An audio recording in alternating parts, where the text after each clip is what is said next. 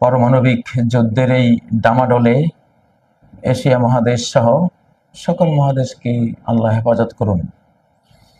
Asia মহাদেশ নবীগণের মহাদেশ, অলিয়াদের মহাদেশ, মানব জাতির সর্বপ্রাচীন বসতি মহাদেশ। এশিয়া মহাদেশের শ্রীলঙ্কায় হযরত আদম নাজিল হয়েছেন।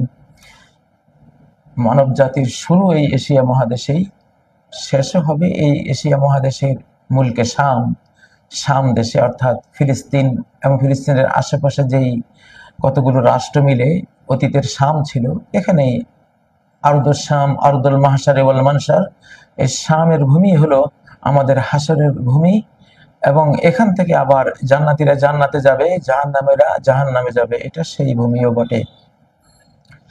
তো এশিয়া মহাদেশে যাতে কোনো পরমাণু বিস্ফোরণ না হয়, অতীতে হয়েছে, দুঃখজনক, এবার যাতে না হয়, এশিয়া মহাদেশের সকল নাগরিক একেবারে সর্বশক্তি দিয়ে এটাকে প্রতিহত করা উচিত।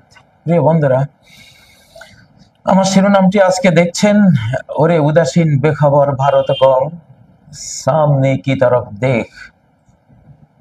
নতুন মায়াভরা পৃথিবী গড়ার খেলাফত আকাশ থেকে জমিনে অবতরণ করেছে। আমি বহুবার বলেছি বন্ধুরা আপনাদেরকে, 1924 সালে আল্লাহর সিস্টেমের শাসন ব্যবস্থা তুরস্ক থেকে বিদায়ের মাধ্যমে হারিয়ে গেছে। 100 বছরে ফেরত আসবে 2024-এ সেই হারিয়ে যাওয়া আল্লাহর সিস্টেমের, নবীগণের সিস্টেমের শাসন ব্যবস্থা, যেটাকে খেলাফত বলে, আবার ফিরে এসেছে। খেলাফতের জন্ম হয়ে গেছে।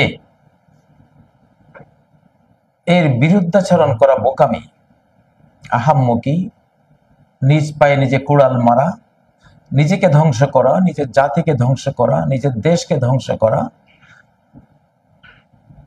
এটা ছাড়া আর কিছু নয়। মানব জাতির ভাই বোনেরা, আপনি হিন্দু হন, বৌদ্ধ হন, খ্রিস্টান হন, ইহুদি হন, মুসলিম হন, যে হন না কেন, এটি আমাদের কারো কিছু না। বিশ্ব স্রষ্টা যিনি, পৃথিবীর যিনি মালিক, খালিক, স্রষ্টা, প্রতিপালক, এটি তার সিস্টেম। ইবলিস তার প্রতিদ্বন্দ্বী। ইবলিস মানুষদেরকে, অধিকাংশ মানুষকে বিভ্রান্ত করে তার বিরুদ্ধে এনে দাঁড় করিয়েছে, যাতে তার সাথে মানব জাতির অধিকাংশ সন্তানরা, আদম সন্তানরা জাহান্নামে শাস্তি ভোগ করে।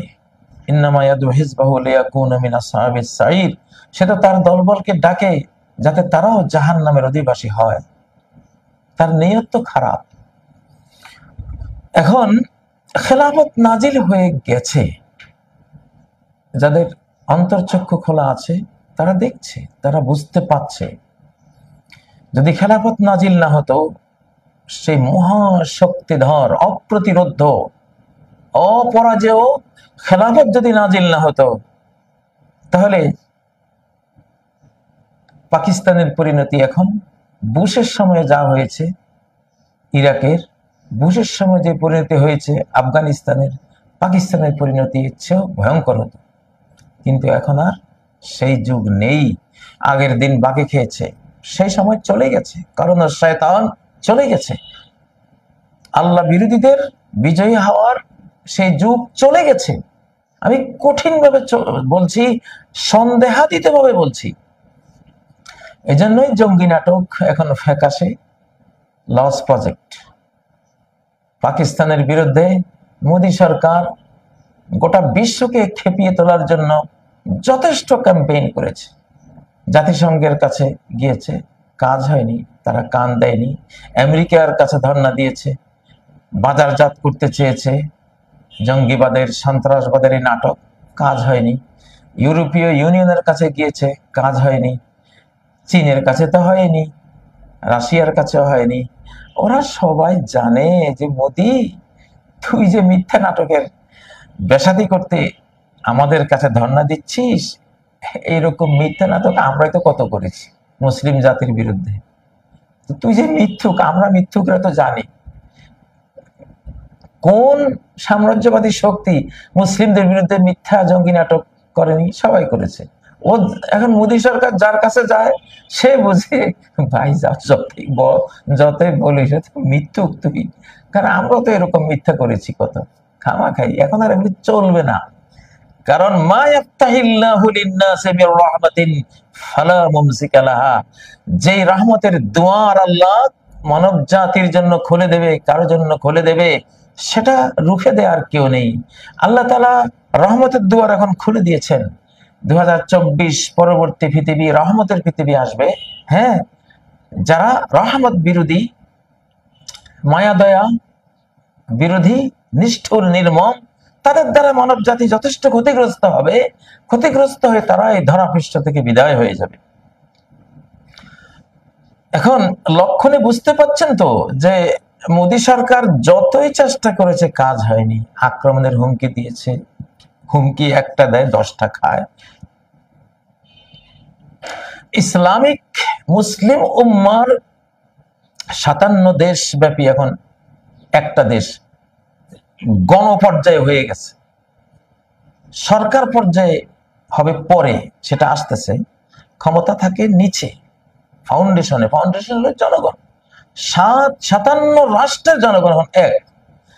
তলে তলে দেখবেন পাকিস্তানের সাথে যদি ভারত যুদ্ধ লাগায়, এখনই শুরু হয়েছে। তুরস্ক তো অলরেডি তার বিমান পাঠিয়ে, কার্গো বিমান পাঠিয়ে তার সর্বোত্তম অস্ত্রগুলো দিচ্ছেই।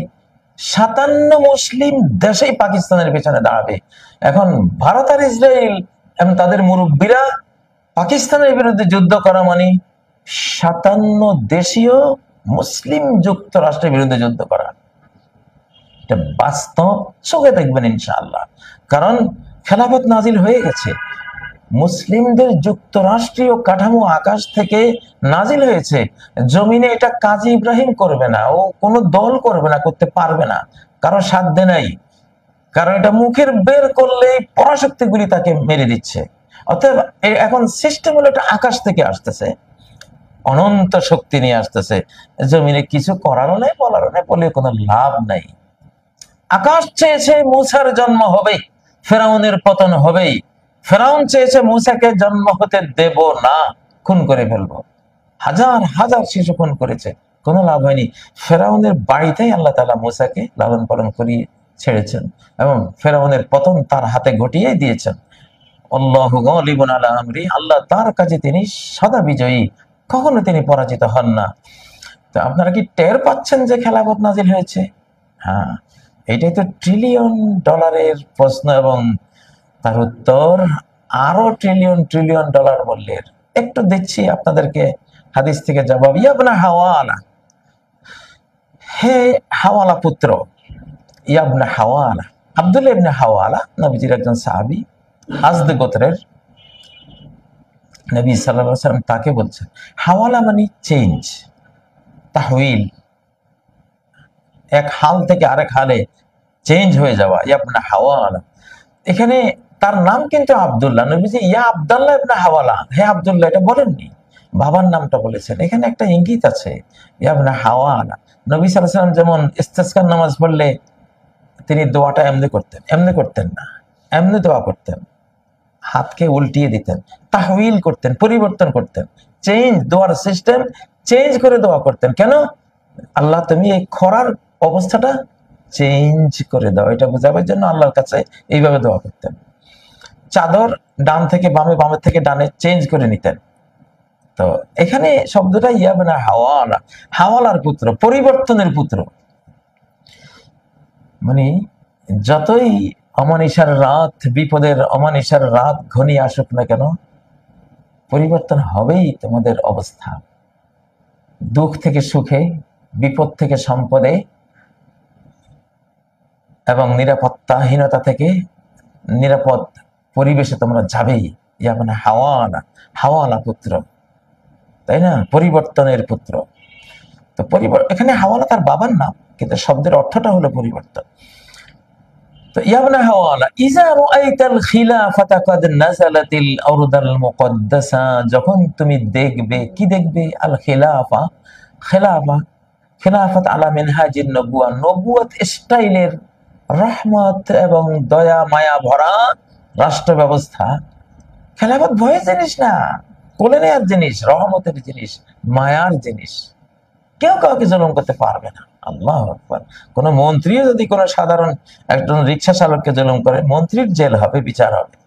সেই ন্যায় বিচার, ন্যায় পরায়ণতার অমরি শাসন, নবীজির শাসন, আবু বকরের শাসন, সেই ন্যায় পরায়ণতা, সেই রহমত, সেই মায়া দয়ার পৃথিবী, সেই মদিনার আনসার মুহাজিরদের সেই বিশ্ব মাতানো রেকর্ড গড়া সামাজিক মায়ার বন্ধনের একটা পৃথিবী, একটা যুগ এখন আসবে, এসে গেছে অলরেডি। 2024 5ই আগস্ট যখন বাংলাদেশ স্বাধীন হয়, তখনই এর উন্মেষ, এর জন্ম হয়েছে শিশু খেলাফতের। তো নবুয়তের যেমন জন্ম হয়েছিল, কিন্তু বিশ্ব অল্প মানুষের টের পেয়েছে। প্রথমে ওরাকা ইবনে নওফল টের পেয়েছে, খাদিজা টের পেয়েছেন, আবু বকর টের পেয়েছেন, একটু একটু করে 12-13 বছরে হয়তো একটু সংখ্যা আরো বেড়েছে, পরে গিয়া বিপুল আকারে বেড়েছে। মোটামুটি একটা যুগ লেগেছে একটু ছড়িয়ে যেতে। তো খেলাফত যে নাজিল হয়েছে, নাজিল হয়ে গেছে, যারা দেখার তারা দেখতে পাচ্ছেন। ইবনা হাওয়ালা ইজা রাআইতাল খিলাফা কাদ নাযালাতিল আরদাল মুকাদ্দাসা, পবিত্র ভূমিতে যখন খেলাফত আকাশ থেকে নাজিল হবে। নাজিল হওয়া মানে কি? যেমন ও আনজালনা মিনাস সামাই, আমি আকাশ থেকে নাজিল করেছি মান তাহুরা, পবিত্র পানি। তো পানি যে আমাদের এই গ্রহের না, ভিন্ন অনেক ঊর্ধ্বের কোন গ্রহ থেকে পানি নাজিল হয়েছে। লোহার ব্যাপারে যেমন আল্লাহ বলেছেন আনজালনাল হাদিদ, আমি লোহা নাজিল করেছি। লোহা এই পৃথিবীর এই তাপমাত্রায়, এই গ্রহের তাপমাত্রায়, সৌরজগতে লোহা তৈরি হওয়ার কোনো পরিস্থিতি নেই, পরিবেশ নেই। এটা কোন সুপারনোভা বিস্ফোরণে এটা এই জগতের ঊর্ধ্বে, সৌরজগতের ঊর্ধ্বে কোথাও তৈরি হয়ে সেল আকারে পৃথিবীতে, ট্রিলিয়ন ট্রিলিয়ন সেল আকারে পৃথিবীতে প্রেরিত হয়েছে। তা আনজালনা বললে বুঝতে হবে যে এটা এখানে তৈরি হচ্ছে না, এটা উপর থেকে আসছে। তো ঠিক দেখুন কত বড় কথা, খেলাফত নাজিল হবে। এখন বাংলাদেশে কেউ খেলাফত আন্দোলন করলে তার বিরুদ্ধে যে লাভ নাই, এটা তার সাধ্যের বাইরের জিনিস। সে হয়তো বলতেছে খেলাফত মজলিস, খেলাফত আন্দোলন, এটা সেটা বলবে, বাট এই বলার দ্বারা কখনো পৃথিবীতে খেলাফত আসবে না। অতীতেও শতবর্ষ থেকে খেলাফত খেলাফত খেলাফত মানুষ বলতেছে, আসছে কি? আসেনি। এটা মানুষের শক্তির বাইরে, এটা আসবে আকাশ থেকে। সেই ইনফরমেশনটা আপনাদেরকে দিচ্ছি, আমেরিকাকে দিচ্ছি, রাশিয়া, ভারত, ইউরোপ, ইসরায়েল, সবাইকে দিচ্ছে। তোমরা তো ভয় পাচ্ছ, খেলাফত ভয় পেয়ে লাভ নেই। এটা আকাশের প্রোগ্রাম, উপর থেকে প্রোগ্রামটা করা হচ্ছে। এটা নাজালাত, উপরে প্রোগ্রাম হয়ে জমিনে সেন্ড ডাউন করে দেওয়া হয়েছে, কিছু করার নাই, এটা হবেই, এটা হবেই। তো কদ নাজালাতিল আরদাল মুকাদ্দাসা, তোমরা পারলে লড়াই করলে আকাশের দিকে ক্ষেপণাস্ত্র ছড়ো। যেমন কে মারছিল? নমরুদ আকাশের দিকে তীর মেরেছিল, ইয়াজুজ মাজুজ আকাশের দিকে তীর মারবে আল্লাহকে হত্যার জন্য, যে উনি তো সবকিছুর, সবকিছু তো ওনারই প্রোগ্রামে হয়। তো ওনার বিরুদ্ধে তোমাদের যদি কোনো ক্ষেপণাস্ত্র থাকে, জানি না, তোমরা যদি নমরুদ আর ইয়াজুজ মাজুজের মতো ব্যাকুল হও, তাহলে হয়তো উপর দিকে মারবে। এই জমিনে কাজী ইব্রাহিমের বিরুদ্ধে কথা বলেও লাভ নেই, ও খেলাফত মজলিসের বিরুদ্ধে কথা বলে কোনো লাভ নেই। এটা পৃথিবীর জিনিসই না। লোহা যেমন পৃথিবীর জিনিস না, উপর থেকে এসছে। পানি যেমন পৃথিবীতে জন্ম হয়নি, উপর থেকে এসছে। মানব জাতি যেমন এই পৃথিবী গ্রহের না, ভিন্ন গ্রহ থেকে এসছে। এটা এখন কোরআনিক ভাবে তো প্রমাণিত আছেই, বৈজ্ঞানিক ভাবেও এখন প্রমাণিত। কারণ অ্যামাইনো অ্যাসিড গুলো, এগুলো ভিন্ন জগতের জিনিস। প্রাণ সৃষ্টির যথেষ্ট অ্যামাইনো অ্যাসিড এই পৃথিবীতেই নাই। যাই হোক, যখন খেলাফতকে দেখবা, কাদ নাজালাত, এটা সেন্ড ডাউন হয়েছে, অবতরণ হয়েছে কোথায়? ফিলিস্তিনে। আচ্ছা, ফিলিস্তিনে যদি খেলাফত নাজিল নাই বা হবে, ইসরায়েলের উপরে আগুন কেন? হ্যাঁ, বোঝা গেল। ইসরায়েলিরা, নেতানিয়াহুরা এখন আকাশের সিস্টেমের বিরুদ্ধে লড়াই করছে, আকাশ অ্যাকশন নিয়েছে। বুঝলাম হামাসে রকেট মারে, হেজবুল্লাহ মারে, ইরানে মারে, তোমাকে আমরা বুঝলাম এটা মানুষে মারে। তোমরা হয়তো বলবো এটা আল্লাহর হাত নাই, ওইটাও আল্লাহর হাত, ইনডাইরেক্ট, ওইটা আল্লাহ মারাচ্ছেন। আচ্ছা, আগুনের ব্যাপারে কি বলবা? কি ভয়াবহ দাবানল! কে জ্বালিয়েছেন? আল্লাহ জ্বালিয়েছেন। এই মুহূর্তে এই জুলুমের মুহূর্তে কেন তোমাদের এখানে এখন আল্লাহর আগুনের ভয়ে পালাচ্ছে সবাই? এগুলো ইঙ্গিত। কিন্তু আল্লাহর নিদর্শন ভার্সেস গুলো এবং এনজার সতর্কীকরণ গুলো ইমানহীন অন্তরওয়ালা মানুষের কাছে কোনো উপকার দেয় না। তোমরা তো বেঈমান, তাই না? রিসিভারই তো নাই, উপদেশের রিসিভার তো থাকতে হয়। মোবাইলের রিসিভ বাটন যদি না থাকে, আমি সারাদিন কল করলে কি রিসিভ হবে? রিসিভ হবে না। এখন যে উপদেশগুলো তোমাদেরকে দিচ্ছি, এগুলো তো একবার লা ইলাহা ইল্লাল্লাহ পড়ো, আশহাদু আল্লা ইলাহা ইল্লাল্লাহ আশহাদু আন্না মুহাম্মাদান রাসূলুল্লাহ পড়ো না তোমরা। পড়ে তারপরে ইমানের কান দিয়ে কথাগুলো শোনো, কিভাবে রিসিভ হবে দেখো, চেঞ্জ হয়ে যাবা। সামনে হবা তোমরা সবাই মুসলমান, আমরা জানি কোরআন সুন্নাহ থেকে, অপেক্ষা আছে ইনশাআল্লাহ। তো খেলাফত এটা আকাশ থেকে নাজিল, এটা জমিনে তৈরি হয় না। জমিনে মারামারি করে কোনো লাভ নেই। এই যে জঙ্গিবাদ তোমরা বলো, জঙ্গিবাদ কেন বলো, কেন এই নাটক করো? যে ইসলামিক খেলাফতের কথা যে বলবো তারে জঙ্গি বলে দমিয়ে দাও, যাতে খেলাফত না আসে। এইটাই তো তোমাদের মূল উদ্দেশ্য। রোজা রাখলে তোমরা ইফতার করাও, আমরা জানি। হজ করতে গেলে ড্রেস দাও, হাজিদেরকে পানিও পান করাও। ইবাদত করলে তোমার খেদমত যা লাগে সব দেবো, টাকা পয়সা সব দেবো। কিন্তু বাবারে যদি খালি বলো ইসলামী খেলাফত, তাহলে কেমন আসলে রেডি? আসমানের মালিক কি জানে না যে এই জঙ্গি বা টেরোরিজম এগুলি কোন জিনিসটাকে রুখে দেওয়ার জন্য এসব নোংরা কথা তোমরা বলো? হ্যাঁ, গাট্টি গোট্টা লইয়া আমরা তাবলিগে গেলে তোমরা আরো টিকিট নিজের পকেটের পয়সা দিয়ে দিবা। যেই বলবো যে হ্যাঁ ইসলামী সাম্রাজ্য, যে এই সাম্রাজ্য ভেঙ্গে তোমরা 57 দেশ করে দিয়েছো, আমাদের ইসলামিক যুক্তরাষ্ট্র ভেঙ্গে, তুরস্কের যুক্তরাষ্ট্র ভেঙ্গে তোমরা কি করেছো? 57 টুকরা করে দিয়েছো, যাতে মুসলিম জাতির মাথা উঁচু করে দাঁড়াতে না পারে। সেইটা তোমাদের উদ্দেশ্য। যেন ওই কথা বললে সে জঙ্গি, সে টেরর, এসব শয়তানি কথাবার্তা আর কতকাল, এগুলো এখন আর চলবে না, এখন হাস্যকর। তো যাই হোক, খেলাফত নাজিল হয়ে গেছে অলরেডি। এখন কি করবা? মুসার জন্ম হয়ে গেছে, ফেরাউন এখন কি করবে? ফেরাউন যতই চেষ্টা করবো, নিজের চেষ্টা খালি মরবে। তো খেলাফত যে নাজিল হয়েছে, এটা ফিলিস্তিনে ইসরায়েলের আগুন দিয়ে বোঝা যায়। এবং এই যে ইসরায়েল বিরোধী প্রতিরোধ বাহিনীগুলি কি অপ্রতিরোধ, কোনো কিছুতেই কাজ হচ্ছে না। শুনেছি ইয়ামানে নাকি ইএমপি সিস্টেমের অস্ত্র ব্যবহার করা হয়েছে, কিন্তু কাজ হয়নি। কারণ খেলাফত এসে গেছে। খেলাফত হলো জেমার, যাই করবা জ্যামিং এর শিকার হবে, কাজ হবে না। খেলাফত দূর করতে পারবে না। আকাশ থেকে আসা, তোমাদের জন্য আসছে, তোমাদেরকে বাঁচাবার জন্য আসছে। তোমরা তার বিরুদ্ধে যেও না, তওবা ইস্তেগফার করো, স্রষ্টার কাছে ধর্ণা দাও। ওই সীমান্তে পা ধরে মাপছে কি লাভ? আল্লাহর কাছে মাপছ। দুলোকে ভুলোকে সবারে ছাড়িয়া তোমার চরণে পড়ি লুটাইয়া। আল্লাহর চরণে লুটিয়ে পড়ো, মানুষের চরণে লুটিয়ে পড়ে লাভ কি? কিন্তু যদি আল্লাহর চরণে লুটিয়ে না পড়ো, তো এই অপমান তোমাকে সইতে হবে যে মানুষের চরণে লুটিয়ে পড়বা। কত বড় ঘটনা এটা! মানুষের চরণে লুটিয়ে পড়েছে, কত বড় ঘটনা, কত বড় ওয়ার্ল্ড কাঁপানো ঘটনা। তোমরা কি চিন্তা করে দেখেছো কে এত বড় পরিবর্তনটা করলো? আকাশের মালিক। এটা বাংলাদেশের কোনো ক্ষমতা নাই, পাকিস্তানের কোনো কিছু নাই ক্ষমতা, এটা আকাশ থেকে। পাকিস্তান তুলাধুনা হয়েছে তো, আফগানিস্তানকে যেভাবে তুলাধুনা করেছো, তখন সময় তোমাদের ছিল, এজন্য পেরেছো। ইরাককে ধ্বংস করে দিতে পেরেছো, কারণ সময় তখন তোমাদের ছিল। লিবিয়াকে ধ্বংস করে দিতে পেরেছো, সিরিয়াকে ধ্বংস করতে পেরেছো, সময় তোমাদের ছিল। এখন পারবে না, মোটেও পারবে না এখন। আর পারতে গেলে যা পারবে তার চেয়ে নিজেরা বেশি হারাবে, ধ্বংস হবে, শেষ হয়ে যাবে। অতএব স্রষ্টার সাথে যুদ্ধে যেও না। তো ইবনে হাওয়ালাকে নবীজি বলছেন, যখন দেখবে যে খেলাফত এই পবিত্র ভূমিতে নাজিল হয়ে গেছে, লক্ষণিত বুঝবা, প্রতিরোধ দিয়ে বুঝবা, দাবানল দিয়ে বুঝবা। বিশ্বব্যাপী যার কাছে যাবা সেখানেই তুমি বেইজ্জত হবা। মুসলিম উম্মার বিরুদ্ধে যাই করতে যাবা, কেউ সায় দেবে না।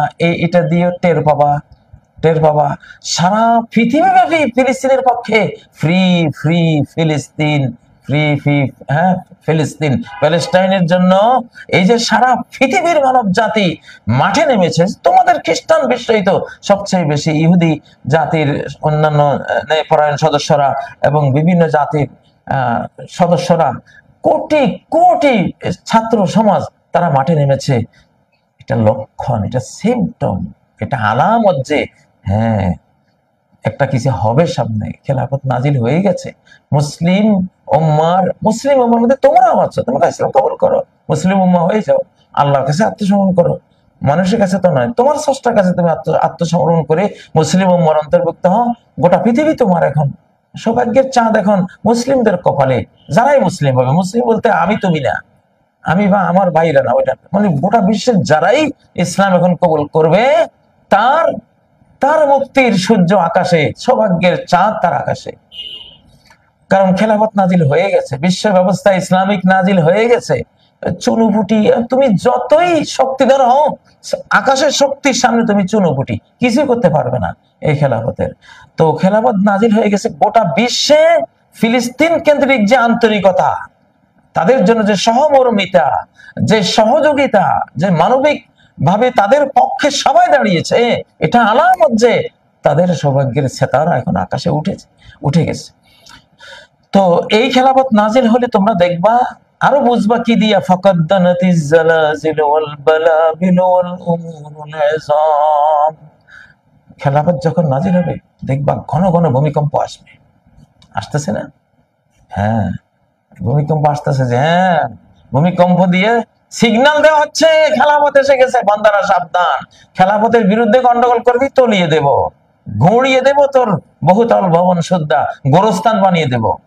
এটা খেলাফত রক্ষার জন্য জালজালা আসতেছে। ফাকাদ্দানাতিল জাল, সিরিজ সিরিজ ভূমিকম্প। হ্যাঁ, বাইনা ইয়াদাই সাআতি মাওতানুন শাদীদ সুম্মা বাদা যালিকা সানাওয়াতুজ জালাজিল।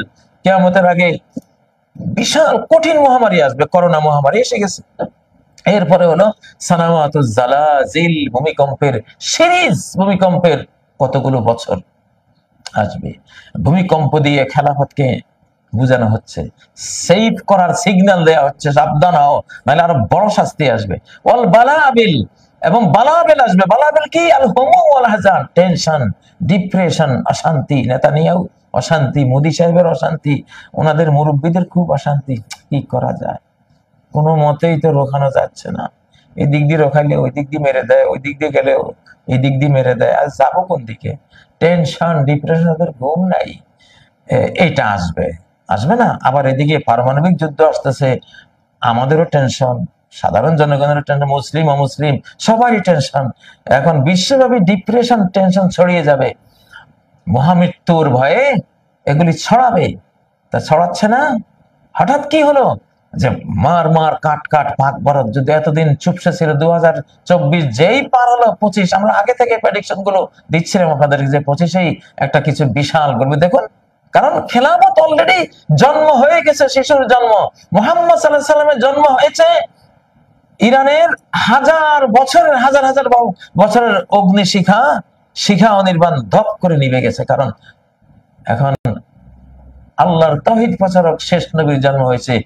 তোমার পূজার আর টাইম নেই, তুমি নিভে যাও, নিভে গেছে। মূর্তিরা সেজদায় পড়ে গেছে কাবা শরীফের ভিতরে, তাই না? কত ঘটনা। আব্রাহা এসেছিল নবী জন্মের 55 দিন পরে, আবাবিল ঝাঁকে ঝাঁকে পাখি এসে তাকে নাস্তানাবুদ করে দিয়েছে। কত ঘটনা ঘটেছে। তো ঠিক এখন শেষবারে আবার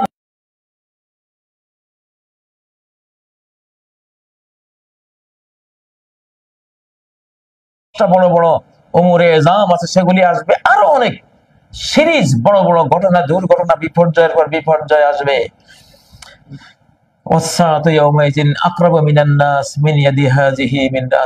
আর কিয়ামত তখন মানুষের কতটা কাছে, যে হে ইবনে হাওয়ার, আমার এই হাত, নবীজি মাথায় হাত দিয়ে বলছেন, আমার এই হাতটা তোমার মাথার যত কাছে, কিয়ামত তখন মানুষের তত কাছে।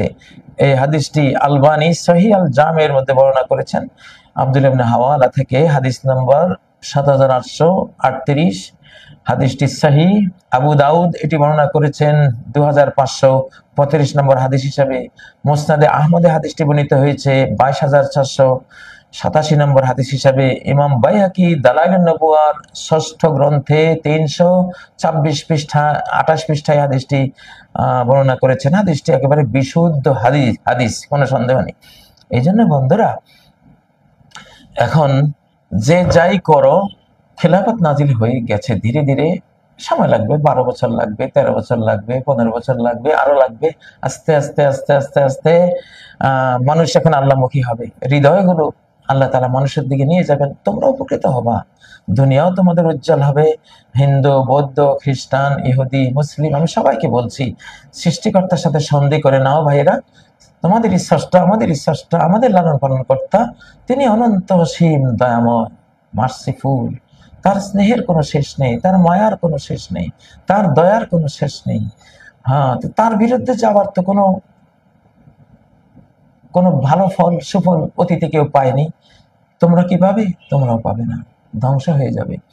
তো সেই জন্য বলছি, এত কিছু পৃথিবীতে এখন ঘটবে, একের পর এক জানান দেবে যে হ্যাঁ আমি এসেছি, খেলাফত এসে গেছে, নাজিল হয়ে গেছে। এখন আল্লাহ আগের গণতন্ত্র দাফন হয়ে গেছে, নির্বাচনও বলা যায় দাফন হয়ে গেছে, বিশ্ব সিস্টেম, নিউ ওয়ার্ল্ড অর্ডার সব দাফন হয়ে গেছে। এখন আকাশের অর্ডারে পৃথিবী চলবে। কোনো জল্পনা কল্পনার কথা বলছি না, একেবারে যাচাই করে ফিল্টারিং করে কোরআন ও সুন্নাহ থেকে, যে কোরআন সামনে আছে, হাদিস তো আপনাদেরকে দিলামই, তো এই ওয়াদাটা এখন বাস্তবায়ন হয়ে গেছে, শুরু হয়ে গেছে। খেলাফত কাদ নাজালাত, নাজিল হয়ে গেছে। টের পাচ্ছেন না? আস্তে আস্তে আস্তে টের পাবেন ইনশাআল্লাহ। তো এখন আল্লাহ চুজ করবেন, চয়েস করে করে করে নবীগণকে, যেমন গণভোটে নয়, নির্বাচনে নয়, নিজেই চয়েস করে বসিয়েছেন। এখন থেকে যারা বিশ্ব চালাবে, বাংলাদেশ চালাবে, চয়েস করে আল্লাহর মনোনীত বান্দাদেরকে আল্লাহ বসিয়ে দেবেন, তারা আসবে ইনশাআল্লাহ। তো কথা লম্বা করছি না, অযথাই ভারতকেও বলছি, তোমরা বেশি যুদ্ধ খেলতে যেও না, আমাদের এশিয়া মহাদেশকে ধ্বংস করো না। অন্য মহাদেশরা চায় এশিয়া মহাদেশের উত্থান রুখে দিতে। তোমরা কি জানো, অন্য মহাদেশে বসে বসে এশিয়া মহাদেশের উত্থান যাতে না হয় কিছুতেই, এশিয়ার হিংসাকারীরা, এশিয়া বিদ্বেষীরা এশিয়ায় একটা নিউক্লিয়ার ওয়ার লাগিয়ে দিতে পারলে তারা উঠে যাবে, পাকিস্তানও নিচ্ছিন্ন হয়ে যাবে, আল্লাহ না করুন ভারতও নিচ্ছিন্ন হয়ে যাবে। তো কি লাভ হলো? আমিও নাই, তুমিও নাই, কেমন মজা হবে? কি লাভটা কি হলো? কোনো লাভ নেই। এই যুদ্ধে তোমরা যেও না, এশিয়াকে বাঁচাও। এশিয়া মহাদেশ শেষ মানব জাতির শেষ উত্থান, উন্নয়নের, রহমত, বরকত এবং নাজাত, মুক্তির, মায়ার, স্নেহের, দয়ার মহাদেশ। এশিয়া মহাদেশকে রক্ষা করো, দয়া করে এশিয়া মহাদেশকে রক্ষা করো। কিন্তু আর বাংলাদেশকে বলছি, পাকিস্তান যুদ্ধের যে প্রস্তুতি নিয়েছে, বাংলাদেশকে নিতে হবে তার চেয়ে বহুগুণ বেশি। কারণ এটা পরে প্রেডিকশনে আছে, ভারত ওখানে মার খাবেই, পশ্চিমে মার খাবে, পারবে না। যদিও কাশ্মীরে আগুন জ্বলবে, তারা জ্বালাবে, বোম্বিং করবে, অনেক কিছু করবে, পাকিস্তানও করবে, কিন্তু সেখানে টিকবে না। ফলে তারা আসছে পড়বে এই বাংলাদেশের দিকে। বাংলাদেশকে আরো ভয়াবহ প্রস্তুতি নিতে হবে। বাংলাদেশ এটা এটা এটা এটা ডিফেন্সিভ যুদ্ধের বেহেশত, প্যারাডাইস যে আমরা বলি, এখন আগ্রাসী হইতে হবে আমাদেরকে। শুধু ডিফেন্স ছিলাম অতীতে, এখন এই নিউক্লিয়ারের যুগে, ভয়ঙ্কর অস্ত্রের যুগে শুধু মানে প্রতিরোধ করার মানসিকতা নিয়ে বসে থাকার সুযোগ নেই। প্রয়োজনে যখন দেখবো যে তার মিসাইল আমার মাঝপথ পর্যন্ত এসে গেছে, আমি ছড়ে দেব, রেডি থাকতে হবে। ডিফেন্সও করবো, ডিফেন্সিভ অফেন্সিভ দুটাই এখন আমাদের ভূমিকা লাগবে, ছাড়বো না। কারণ আমরা হারবো না, আমাদের হারার কোনো সুযোগ নেই ইনশাআল্লাহ। মুসলিমরা ফিজিক্যালি লড়বে, আধ্যাত্মিক ভাবে লড়বে, আকাশ তাদের পক্ষে লড়বে, অযুত নিযুত বিলিয়ন বিলিয়ন ফেরেশতা তাদের পক্ষে লড়বে। স্বয়ং রব্বুল আলামিন এই যুদ্ধের চিফ, তিনি প্রধান, তিনি সানুলকি ফি কুলুবিল্লাযিনা কাফারুর রুবা। যারা আমার অবিশ্বাসী গোলামের জাতেরা আছে, ওদের মনোজগতে আমি ভয়, ভীতি সঞ্চার করে দেব, তাদের সব প্রোগ্রাম তালগোল পাকিয়ে যাবে। আল্লাহ নিজে আক্রমণের একটা অংশ নেবেন। অতএব আমরা হারাবো, আমাদের হেরে যাওয়া এখন অসম্ভব। অতএব বাংলাদেশ পাকিস্তানের চেয়ে বেশি মারাত্মকভাবে প্রস্তুত থেকো, আল্লাহ তৌফিক দিন, আমাদের সরকারকে তৌফিক দিন। আমরা আছি ইনশাআল্লাহ। আমাদের দেশ রক্ষার জন্য যত দূর যেতে হবে, যত দুঃসাহসিক অভিযান, আলেকজান্ডার গ্রেটকে হারিয়ে ফেলবো আমরা, এত ভয়ঙ্কর অভিযান চালাবো যদি এই দেশের প্রতি কারো বদনজর পড়ে আর আক্রমণ করতে আসে। সে কল্পনা করতে পারবে না যে কি হবে তার পরিণাম। ইনশাআল্লাহ তার দেশ খান হয়ে যাবে, ইনশাআল্লাহ বাংলাদেশ টিকে থাকবে। আল্লাহ, বাংলাদেশ জিন্দাবাদ, অখণ্ড বাংলাদেশ জিন্দাবাদ, স্বাধীন সার্বভৌম বাংলাদেশ, নিরাপদ বাংলাদেশ, সুখী সমৃদ্ধ নিরাপদ বাংলাদেশ জিন্দাবাদ জিন্দাবাদ। সুবহানাকাল্লাহুম্মা ওয়া বিহামদিক, আশহাদু আল্লা ইলাহা ইল্লা আনতা আস্তাগফিরুকা ওয়া আতুবু ইলাইক। আসসালামু আলাইকুম ওয়া রাহমাতুল্লাহি ওয়া বারাকাতুহু।